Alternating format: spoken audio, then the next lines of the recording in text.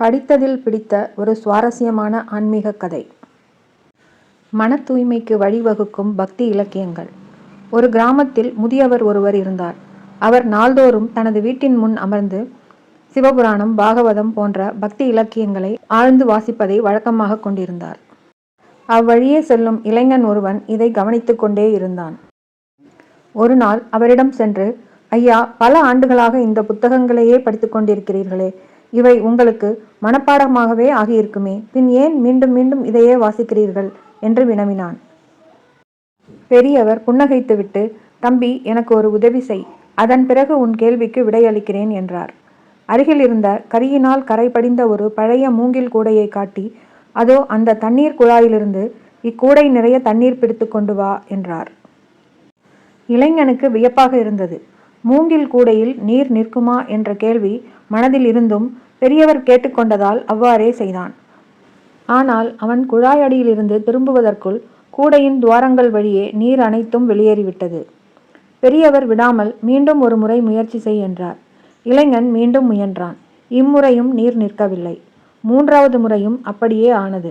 சலிப்படைந்த இளைஞன், ஐயா, இதில் நீர் நிற்காது என்று தெரிந்தும் ஏன் என்னை வீணாக வேலை வாங்குகிறீர்கள் என்று கோபமாக கேட்டான்.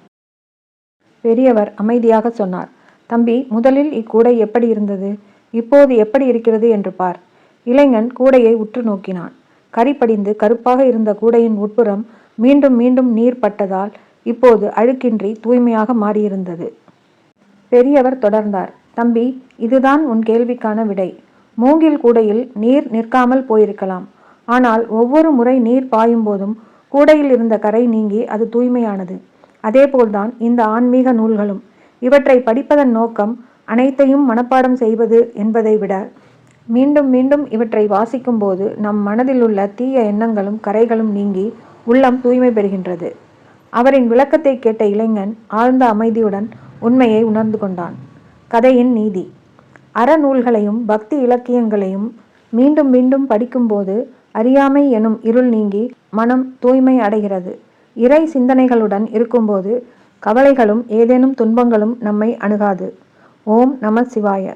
ஓம் நமோ பகவதே வாசுதேவாய. ஆன்மீக புத்தகத்தில் இருப்பவை யாவும் வாழ்க்கை பயணத்துக்கான வழிகாட்டிகள். அவற்றை உள்ளத்தில் பதியன் போடுவதற்கு மீண்டும் மீண்டும் பார்க்கவும், தேடவும், சிந்திக்கவும் வேண்டியிருக்கும். ஒவ்வொரு முறை வாசிக்கும் போதும் ஒவ்வொரு கோணம் புலப்படும். சமூக ஒருங்கிணைப்பு. பக்தி என்பது சாதி, மொழி, இனம் கடந்தது. இது மக்களை ஒன்றிணைக்கும் உயரிய வாழ்வியல் முறையாகும். பக்தி இலக்கியங்கள் சமூக நல்லிணக்கத்திற்கு உதவுகின்றன. பக்தி இலக்கியங்கள் படிப்பது மன அமைதி, ஆன்மீக வளர்ச்சி, நல்வாழ்வுக்கான வழிகாட்டுதல், பண்பாட்டு அறிவு, மொழி வளர்ச்சி மற்றும் சமூக ஒருங்கிணைப்பு போன்ற பலன்களை தரும். இவை வாழ்க்கையின் நிலையாமையை உணர்த்தி பற்றின்றி வாழவும் இறைவனிடம் அன்பு செலுத்தவும் கற்றுக் கொடுக்கின்றன. நன்றி, வணக்கம். மற்றொரு சுவாரஸ்யமான கதையில் சந்திப்போம்.